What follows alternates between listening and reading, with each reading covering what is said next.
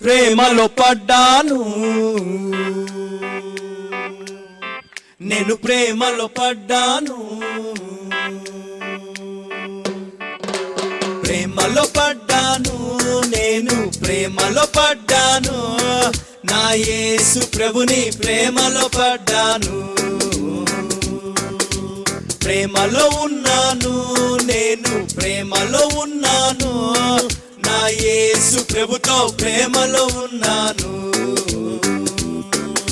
స్వార్థం కలిగిన ప్రేమ కాదు, లాభం కోరే ప్రేమ కాదు, కొద్ది కాలమే ఉండే ప్రేమ కాదు, ఆ శాశ్వతమైన యేసుని ప్రేమ.